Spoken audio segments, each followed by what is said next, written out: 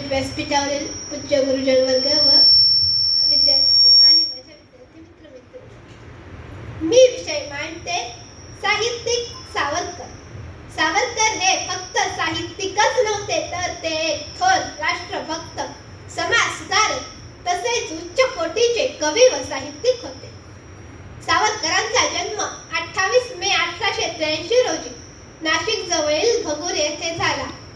त्यांचे प्राथमिक शिक्षण नाशिकच्या छत्रपती शिवाजी महाराज विद्यालयात झाले. ते लहानपणापासूनच अत्यंत बुद्धिमान होते.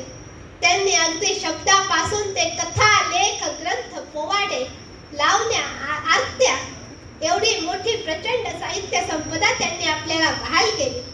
त्यांची प्रत्येक कविता, फटका, आरती ही मनाला भिडते, कारण ती त्या प्रसंगाला अनुसरून असते. अगदी उदाहरणच घ्यायचे झाले तर चाफेकर बंधूंच्या बलिदानाने सावरकर भारावले होते. तेव्हा त्यांनी चाफेकर बंधू व रानडे यांच्यावर फटका लिहिला. क्रांतीवीर दामोदर फाशी जाताना त्या प्रसंगाचे सावरकरांनी केलेले वर्णन.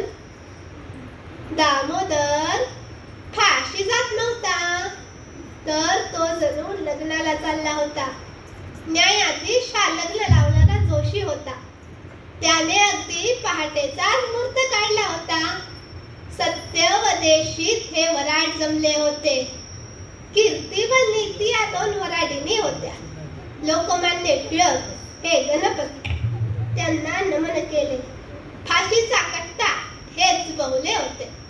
दामोदरांनी गीता मंत्र स्मरले व मुक्ती या नवरीला माळ घातली.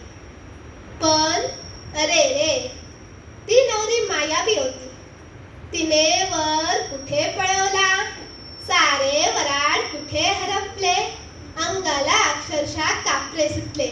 करून रसाने ओसंडणारे हे काव्य डोळ्यात अश्रू आणल्याशिवाय राहणार नाही. पुढे फर्ग्युसन कॉलेजमध्ये शिकत असताना सावरकर छत्रपतींच्या प्रतिमेची नियमित पूजा व आरती करत. जय देव जय देव जय जय शिवराया, या या अनन्य शरणा आर्या ताराया ही आरती देखील त्यांनीच लिहिली.